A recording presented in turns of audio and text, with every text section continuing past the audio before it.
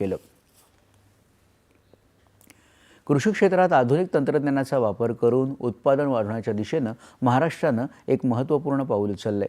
Soybean या खरीप हंगामातल्या प्रमुख पिकाच्या उत्पादनात वाढ व्हावी यासाठी आर्टिफिशियल इंटेलिजन्स म्हणजेच कृत्रिम बुद्धिमत्ता तंत्रज्ञान वापरण्याचा देशातला पहिलाच प्रयोग धाराशिव जिल्ह्यातल्या उपळा गावात सुरू झाला आहे। धाराशिवच्या उपळा गावात 20 शेतकऱ्यांच्या शेतात कृत्रिम बुद्धिमत्ता तंत्रज्ञानावर आधारित शेती पद्धती राबवली जात आहे। आमदार राणा जगजितसिंह पाटील यांच्या संकल्पनेतून महाराष्ट्र शासनाचा कृषी विभाग आणि राहुरीच्या महात्मा फुले कृषी विद्यापीठ यांच्या संयुक्त संशोधनातून हा प्रकल्प साकारला आहे। या शेतांमध्ये 10 ठिकाणी स्वयंचलित हवामान केंद्र तर 10 जणांकडे सेन्सर आधारित यंत्रणा बसवली आहे। या माहिती आकडेवारीच्या आधारे सोयाबीन पिकावर पडणारे रोग आणि किडींचा प्रादुर्भाव लक्षात घेऊन वेळेवर उपाययोजना केल्या जातात। कीड नियंत्रणासाठी ड्रोनद्वारे औषध फवारणीचं प्रात्यक्षिकही शेतकऱ्यांना दाखवलं जात आहे।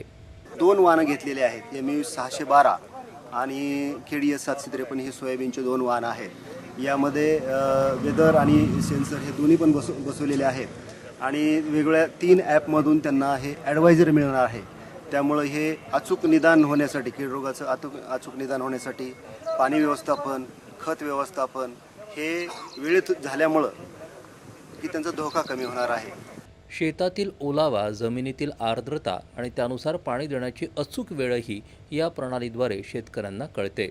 आमच्या 20 जणांच्या मोबाईलमध्ये जो पडणारा पाऊस आहे तो किती पडला किंवा आर्द्रता आपल्या हवामानामध्ये किती आहे, तसेच आपल्या कृषी विभागामार्फत किंवा राहुरी विद्यापीठाने दिलेल्या AI टेक्नॉलॉजी मार्फत आज आमच्या सोयाबीन या पिकामध्ये कुठल्या प्रकारची कीड रोग येणार आहे किंवा आलेली आहे याच्या संकल्पना ह्या ज्या प्रत्यक्षात आमच्या मोबाईलमध्ये आज तागायत येऊ लागलेल्या आहेत।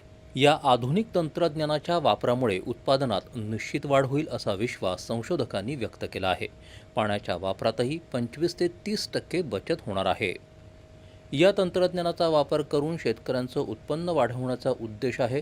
हा देशातला सोयाबीन पिकासाठीचा पहिला प्रायोगिक प्रकल्प आहे असं आमदार राणा जगजितसिंह पाटील यांनी सांगितलं।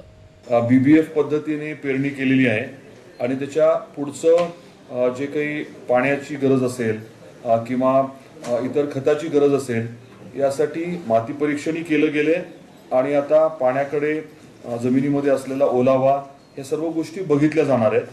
त्याचबरोबरीने ड्रोनचा पण आपण वापर करायचं ठरवलंय। कृत्रिम बुद्धिमत्तेवर आधारित शेतीतून पिकांची उत्पादकता वाढवण्यासाठी उपळा गावातील हा प्रयोग देशभरासाठी एक आदर्श ठरू शकतो। भविष्यात ही प्रणाली इतर जिल्ह्यांमध्ये देखील राबवली जाणार आहे। दूरदर्शन बातम्यांसाठी देविदास पाठक, धाराशिव।